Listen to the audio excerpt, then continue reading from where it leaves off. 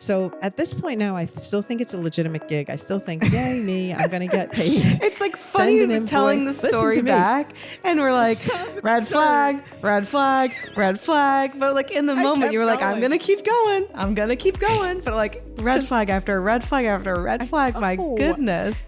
But I was so in at that point. I don't know. Julie, it's embarrassing. Hi, Julie. Hello. How are you? I'm good. How are you? In typical Helen form, feel like I'm running a race every single day, but here we are. I've been in many miles in the car. Got my car down to the lowest I've ever driven, with the percentage down to like 10 miles left before I have to charge. And it was mildly terrifying because I was going in loops and loops and loops to try and find this Tesla charger. And I was freaking out. I'm like, I'm just going to die right on the side of the road here. Like the car is just going to go. The car is just going to stop. That was strange. But it was a day. Here I am. You're here and you've had a week.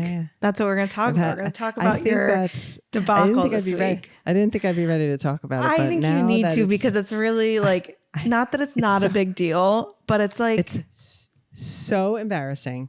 So embarrassing. Also enlightening that is how good scams have gotten. It is really somewhat terrifying. So let's start from the beginning. Let's just start with the topic. Go ahead. Well, let's just tell a story. Let's just tell what happened. Let's reveal as we go, because it's such. Okay. So Helen went on a roller coaster of emotions this week where she got scammed. So and we're going to take you through for the ride. We're going to take you with us for the ride. This is what happened when Helen gets scammed. All right. Okay. So how did this start? It started by, as we all know, I have a stand store, which is a very legitimate way to contact me, where you can click on a link in my profile and then it says contact me, and then I can actually be contacted, which is really great, because then you can find, okay, great. I know it's come through. Somebody didn't just DM me and it's like some weird freakazoid thing. So I get this official thing. I write the email back to the person, a legitimate email address. You get an inquiry. You get an inquiry of like, because one of the things we have set up on your stand store is like how to work with me. And so you can contact, and our initial thought when we started that portion of your little stand store was like bookings for speaking engagements if people wanted to hire you. So that is how that Which works. is great, because it has worked exactly for that. Multiple times. I have been booked for private one-on-ones, been booked for speaking things. I was booked for in-person workshop. So lots of things have come through it. So it's very typical for me to get an inquiry that's a little kind of out there. And this one was a little out there, but in a way that not far of its departure. So I get the inquiry, hi, I would love to get your rates for narrating an audiobook. And I'm like, why does this person think that I could narrate an audiobook? But then I'm thinking, I make these tutorials and it's very weird. But a lot of times when I teach the tutorials, people will comment, I could listen to your voice all day. It just makes me feel calm. So I'm like, maybe this person heard my voice and thought I should be able to read an audiobook. So it wasn't that far off the wall to me. So it started with that inquiry. I write back and I say, very honestly, I don't normally record voiceover, but I've got years of experience doing it. I basically sort of say my resume, and I'm happy to submit an audition. I would love to be considered. To which we go back and forth. There's been multiple emails with this woman, and because you've seen the emails as well. And it's from a legitimate name. I look her up. She's like in the literary field. Okay. I'm not even going to say her name here because we don't need to add more insult to injury. So her name is being used. And it's not like a famous person. So it's not like a celebrity that I'd be wooed by. Okay. This isn't like Mel Robbins' podcast invited me to be on her podcast. Not like that. This is like a person, a normal Joe who's a law author. So I write back and I send an audition. They write me back. We love the tone. We love the delivery. It was very, like I'd get an email that says, we'd like to book you for the project. And I was like, oh, okay, that sounds good. So it's a 50-page book. I'm going to get $60 per page to record. I'm doing the math and I'm thinking it's going to take me time to do this, because to read one page, it was like 3 minutes worth of reading, but it was very technical reading. So it took me some time to record it. Plus then I have to edit it if I make a mistake when I'm recording. So I'm calculating. I'm like, well, maybe it'll take me like 10 hours to do this, but I'm like $3,000. That's a good gig. Okay. Good chunk of change. Good chunk, a little change. So I say yes to the gig. And then I get the book, and then I record 3 pages. Okay. And what is the book about? Oh, this is funny. International law. I've learned so much about international law. It was a little fishy that it didn't start with like a title and an author. It just started by international law, and you jump in chapter 1. So in hindsight, that's a little weird now that I think of it, because it was a PDF that I received, but it's like, oh, maybe it's a manuscript, whatever. They don't have the title and author. They want to, maybe it's like more of a history book. It doesn't need to have an author. Okay. So I don't question any of these things. I carry on. I record 3 pages now because I want to make sure I'm saying the page numbers the way they want. I make sure the footnotes are being read the way they want. And I send another thing and I say, can you please listen to this and make sure we're aligned before I continue? And I also say, by the way, I forgot this part. I say, I'd like to have a signed contract, because if you're not going to pay me anything up front, I want to know that we have something in writing. So I receive a contract, by the way, well written, which you read. And I was like, looks legitimate. The name of the person, got the thing, got all the information. Nothing's fishy about it. It's like completely good. And I think that scammers in general will get you either if you're too busy or you're old and you're not aware. Okay. Or so if you're in a hurry, you're old, or they get you very specifically with something that doesn't seem out of the norm for you. So I was like, this one seems pretty okay. And it's also, there was so much back and forth with this person. Do you have any? Do you want to add any ad-libbing into this, because you were involved in this? I would like what were your thoughts? Semi-involved. Like I wasn't because you were getting all these emails to the email that I have access to because it's for your bookings, and I like help you manage it. So like I'm seeing back and forth happen, my bookings, but I'm not. She's usually paying attention. Okay, yeah. I'm usually paying attention, but like anyway. Listen, but you even said, okay, look, it looks good, and then this is the part I think that. I want to circle back to one thing, because I do think it's an important part of the story, is that when I got the email, I said, this seems fishy. Like, why won't they? I don't know. I said something like, they didn't like my terms of saying I'd like a half up front. And I'm like, I don't know. This is so suspicious. And then Dad says, he goes, well, why don't you just get a contract or something in writing? So that's an important part. And that was like, okay, even he said, if you get it in writing, okay. But the interesting part of this whole thing is that when I first got asked to do the thing, and I thought, oh, me on an audiobook? Like I was a little flattered, right? So they get you with a little flattery. And then I say, acid test, Tom Polisi. So I go, Tom, listen to my audition and tell me what you think. Like, am I crazy to think that I could do this? He listens to page 1 of my audiobook and he goes, is that you? And I go, yeah. He goes, oh my God, it sounds great. Now, this is a man who only does books on tape now. Only listens to audiobooks. Only audiobooks. And he said, hell, like I listen to a lot of books like that. He didn't say like, he said, hell, I listen to a lot of books like this. And when the women are the narrators, I usually get annoyed by it because their voices tend to be annoying. You sound good. Like he actually said that. He said, because sometimes it's like a grating voice, or they're trying too hard, or they're, I don't know, whatever his problem is with he's a connoisseur of the audio, but he's a connoisseur of the audiobooks. And he actually said, sounds amazing. So I thought, okay, Tom even thinks I'm good at this. So it's not like I was thinking, oh, yay, me, ego, going to make an audiobook. It was really Tom, and Tom would not blow swooned. Smoke. But he wasn't swooning me. He was being honest. I know. He was being honest, but like he was being honest. You got caught up in like the flattery, which is funny. I got caught up in like, wow, I could do.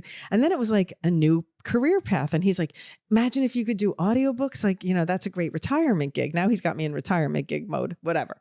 All right. So I proceed. It is a good idea. Like, I feel like you could do it. Like you have connections. I could do it. I think I even know one of my friends here produces audiobooks. Oh my gosh. I'm going to send her my audition. Yeah. So at the end of the day, Jenna thinks something is coming out of this. She goes, you're going to end up, because she was even saying, oh my gosh, imagine you can narrate kids' books and then Holly could listen to your kids' books narration. I said, I'll make her special so Holly books now. Like, so I was going down the path. I was hook, line, and sinker. Okay. Yeah. I was so excited. You got invested. I got invested. And I'm also very, very conscientious when it comes to my work. I don't mess around. I don't take it. I believe like a deadline's a deadline. So I knew this book was due on Monday and I'm like, I got to finish this book. I'm going to read. So now I'm powering it out. I'm reading for 2 hours upstairs.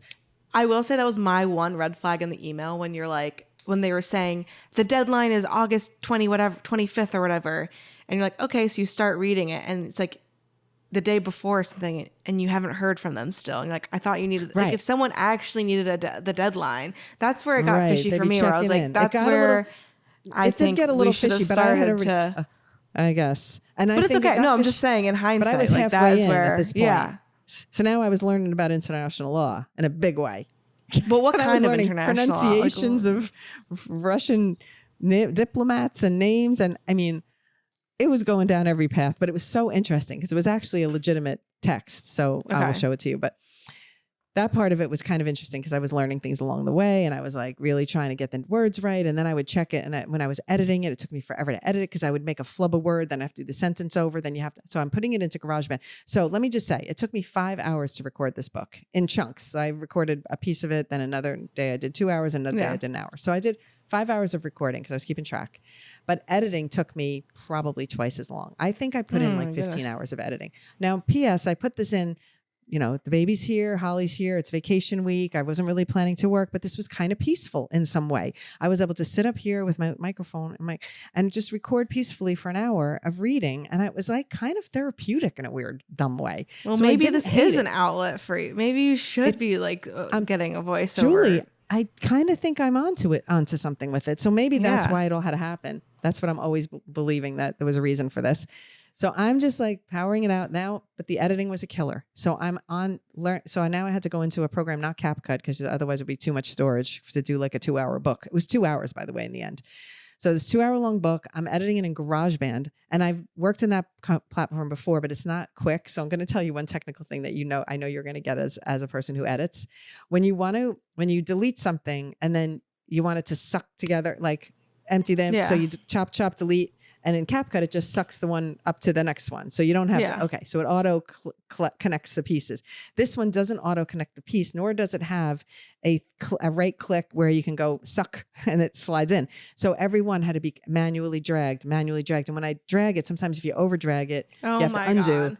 That's the other red flag about the project, that you had to edit it. It's like, who? I had to edit it. That should have been, I feel like. Maybe. Because if you're doing voiceover stuff, I feel like it would just be you record it and you send it. Like, I don't think you have to edit it the way you're editing it. Like, I think you just edit it in chunks and be like, I read this chapter. But the other thing that I did, which was because I do my homework before I start a project. So I was like, let me make sure I know how to use GarageBand. Maybe make sure I have a system for when I make a mistake. I even had a system for making mistakes. So if I would read, I want to open. Oh, let me see if it's in here. I want to almost open it. Is it still here? The book's here. Okay, so let's say I'm going to do an example. So I'd read, and then if I made a mistake, I'm going to show you. So I'd go, there is no unified system of sanctions in international law in the sense that there is okay, so I made a mistake. So I would snap, and I would read it again. There is no unified I'd read it until I got it right. And then every time I made a mistake, I would go like this. So in the timeline, it makes these lines like this. Yeah. So I could zoom through and go, there's a mistake. And then I have to, I made it very efficient, but still it was very time consuming. Okay. So now let's move on to. So I sent an email. You finished after the not book. Hearing from these people. I didn't finish the book. I was 3/4 the way through it and I had not heard from them. And I'm like, this is weird. It's due tomorrow. Like, I don't know. I didn't get I didn't have the contract in hand, but I knew there was a deadline. So that's when the contract came on. That was stupid. So, but I was like, let me get ahead of it because I don't want to be like not delivering. And then they say, we're not going to pay you because you didn't give it to us in time. So there was all these things in my head. Like they could say, if I don't get it done in time, that I didn't hold up to my end of the bargain. So they're not going to pay me. So I was trying to get ahead of it. And I was enjoying it anyway. So I was just like using it as a practice gig. That's what I'm going to call it now. And I did the You have spec work now. I do have spec work and it's really good. It's really good. Like if I send this this audiobook to like any kind of, I think I could get work from it. So we'll come back to that. But I have 3/4. I'm like halfway recorded and a lot of the way edited. And I write them a note and I say, hey, I know this thing is due tomorrow. Just want to make sure that I'm going to get a contract and you still need this by tomorrow. Like I kind of reach out and then I hear back. I get the contract. I get the thing. So now, good. I'm ahead of the game. I got my contract and I'm halfway recorded. So now I can finish it.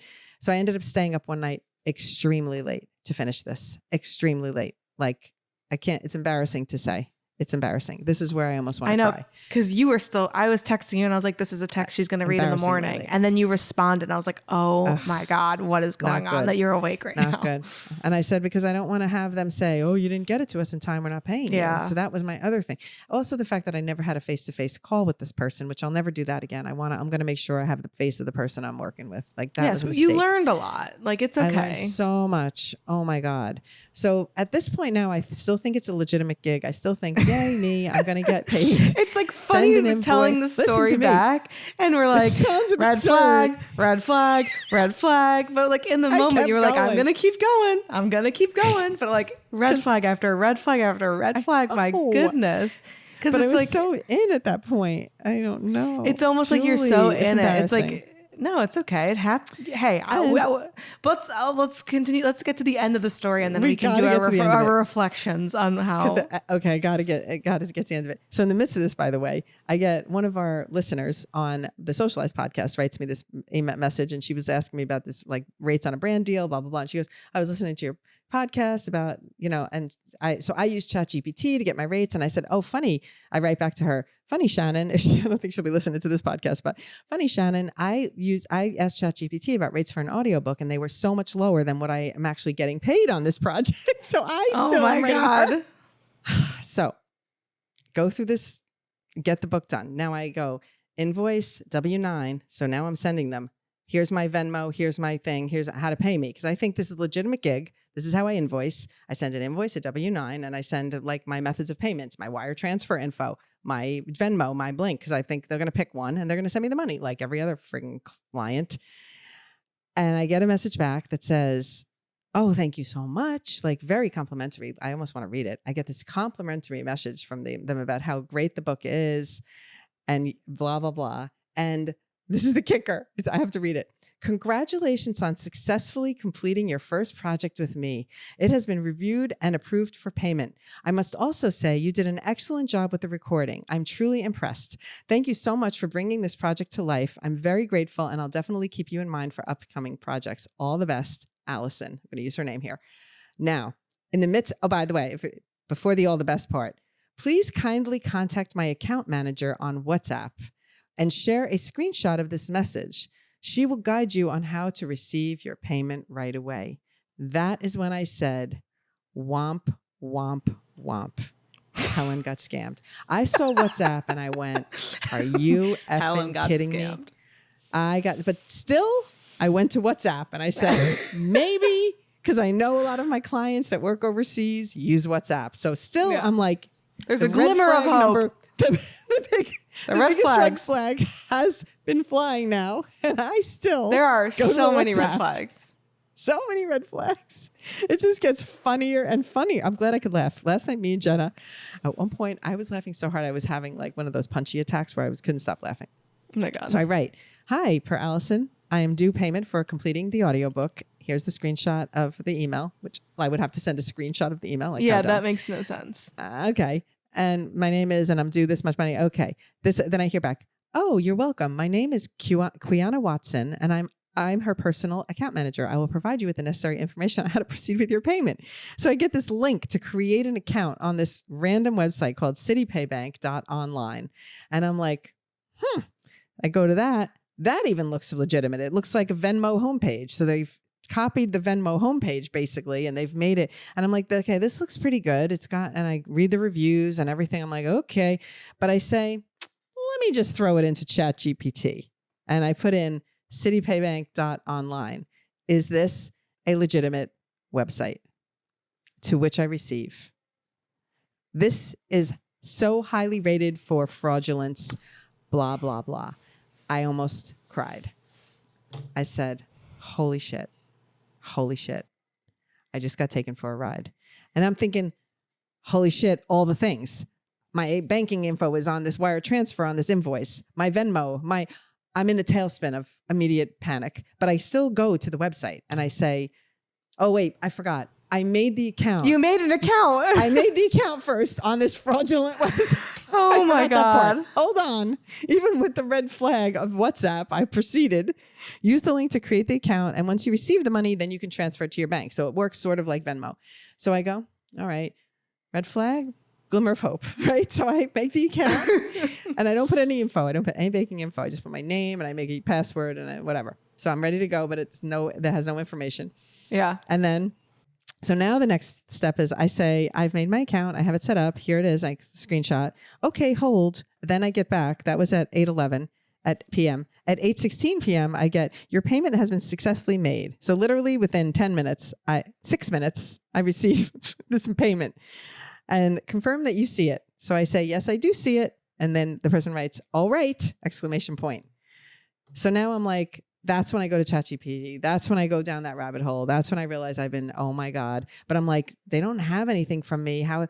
Okay, so this point now I start to spiral and I call Chase Bank and I'm like, can I put a hold? If someone has my account number, are they able to get money out of my account? Go through the whole thing in a panic. Oh my God, I didn't realize you did all this. Oh yeah. Me and Tommy saw me. I was white at this point. I was like, oh my God. They have my W-9. They know my business EIN number. That I don't know what they could do with this information, but still, okay, I'm freaking out. So I get on with Chase. Now I've put a hold on any ACH transfers, so nobody could. Even money that I have automatic payments, I have to now clear them, but I'll have to deal with that. But so I get my account, I think secured. Oh my God. So this has happened, right? In the midst of it, this is embarrassing too. In the midst of it, I'm trying to log into my Chase, but because in my haste, in a frenzy, I typed in the wrong username and I thought I got locked out. So I was sweating. I went to Tommy. I was shaking, visibly shaking. I was like, I think they have access to my business. I'm freaking out. Okay. This is a ride, man. This is a freaking ride. No wonder why I'm exhausted. I didn't even get all these details. I was getting the Spark Notes via text, and I'm like, now you know. Oh my God, now I know. So now, oh God. So then I go upstairs and I'm like, okay, I feel that my account is secure. We're okay. So I'm a little calm now because I had just typed the username in wrong. So I'm a little more calm and I'm like, and Tommy's literally like, go to the bank and change your account number now at this point. And I'm like, all right, that's tomorrow. I think I'm secure for tonight. I'm okay. I'm going to breathe. I'm fine.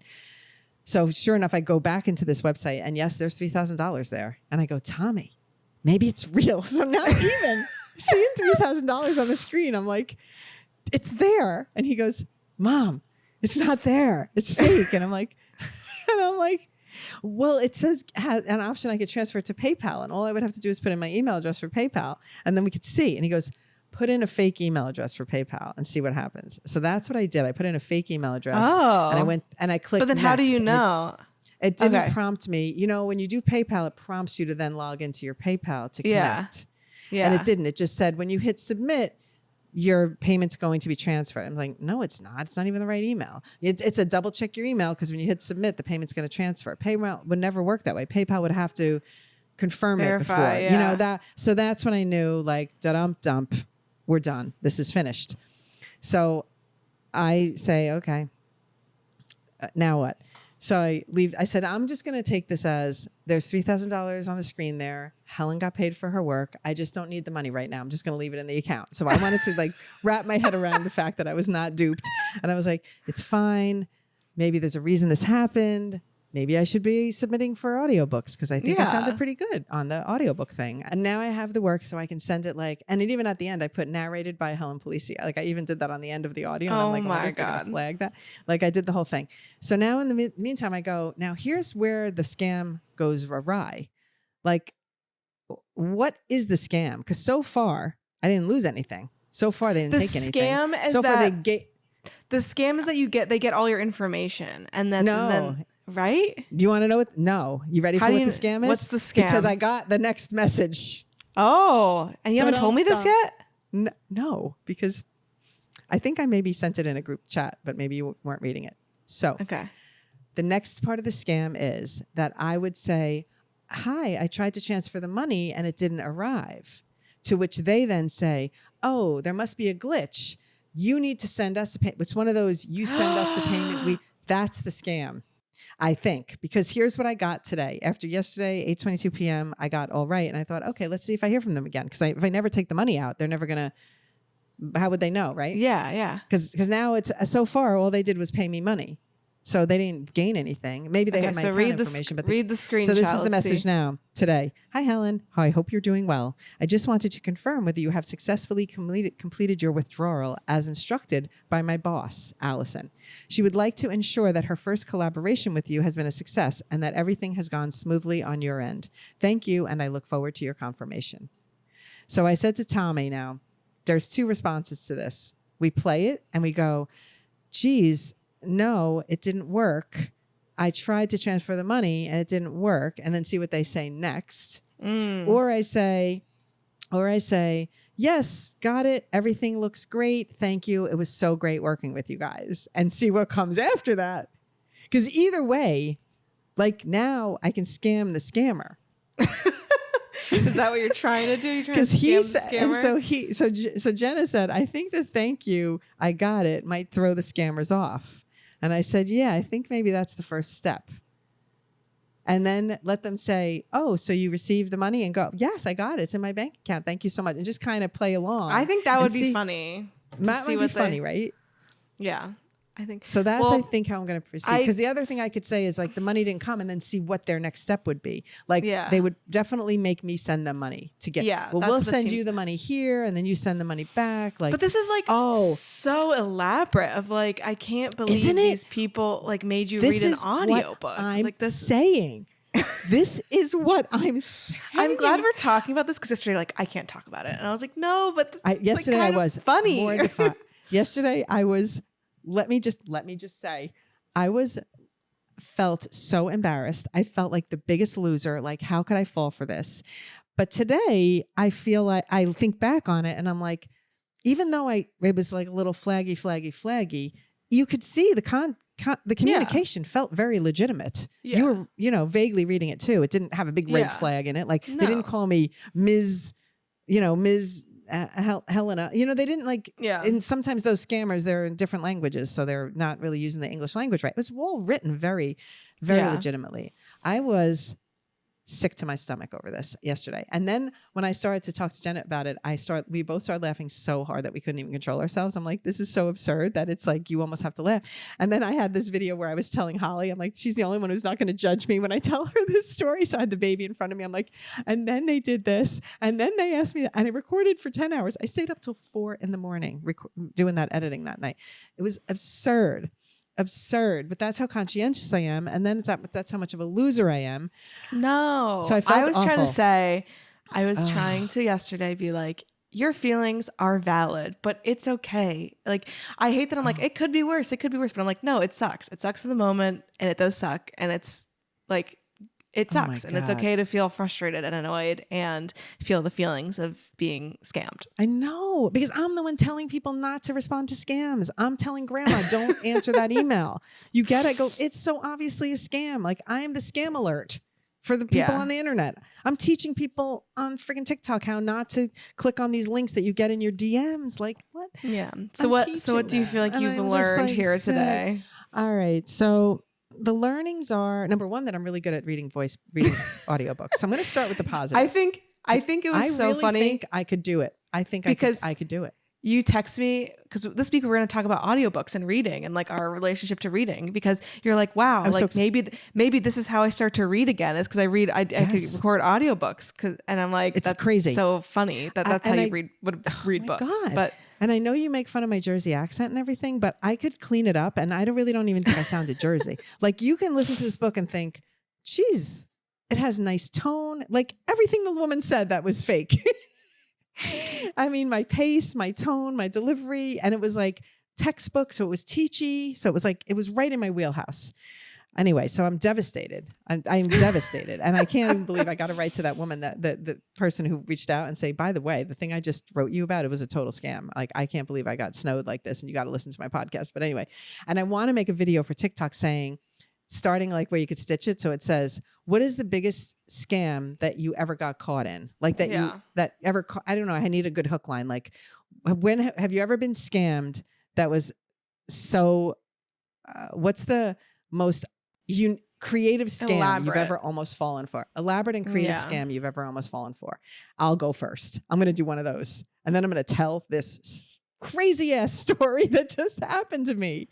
You could use this. Oh, by the way.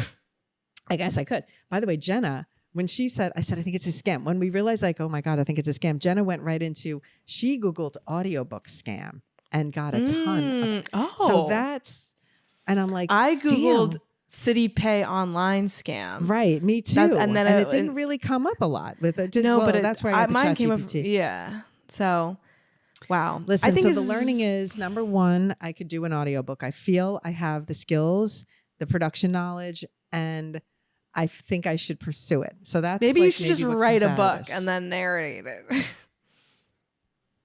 That's a great idea.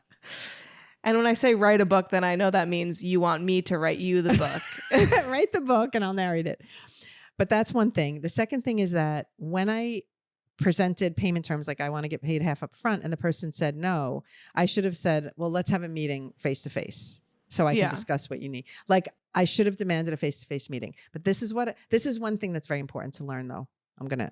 Is that we move so fast that to me, it was okay to work by email. And I was like very trusting. And that was a huge mistake. Like oh my God, I just want to punch myself. Like just have a face-to-face meeting. Like, what are you doing? You know, like just say, let's meet in person. So I could put a face to Allison's name that I know who she is online now. And I want to find her and tell her, by the way, someone's using your name.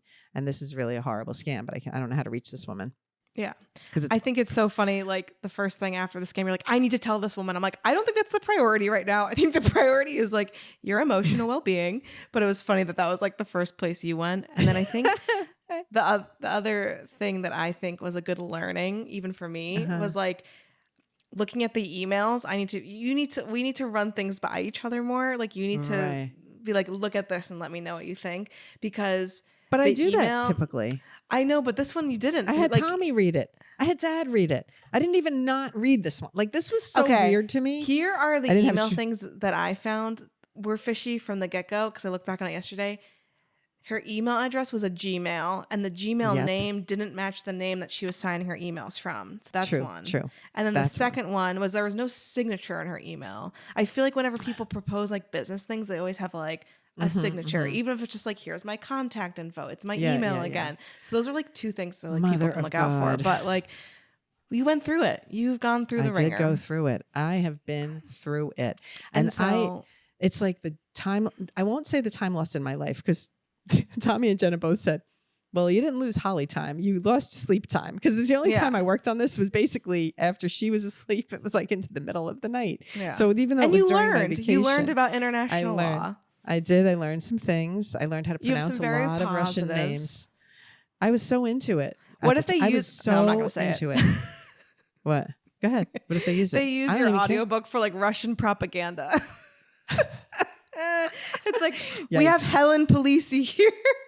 I even have my name attached at the end. Narrated by Helen Palisi.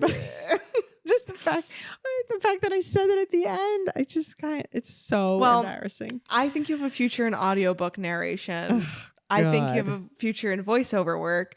It's something that I've wanted to explore, just haven't had like the spec. I don't know how to start. So you should start, and then you can refer me to people too. We could both do audio work. It's really, really peaceful, and it's really enjoyable. And it made me like clean up my accent, because I know you make fun of my accent, but I don't think you can hear my accent in my audiobook reads, because I know how to clean it up. At one point I said man-made, and I went, no, man-made. You know, I could change it. Very subtle. And because I'm a professional. But it was funny. They were like, oh, you're impressive. Because I'm a professional, resume. But I got scammed. I'm a professional, but I got so effing scammed. So be safe out there. Yours truly, Helen and Julie. I'm going to cry. An abrupt ending to the scam of the century. I had to. But if you liked our podcast, you can make Helen feel better by leaving us a review or following us on Instagram. All right, Jewel, it's good to see you. Thanks for prompting this conversation. Of course. All righty. Have a good night. Bye. Bye.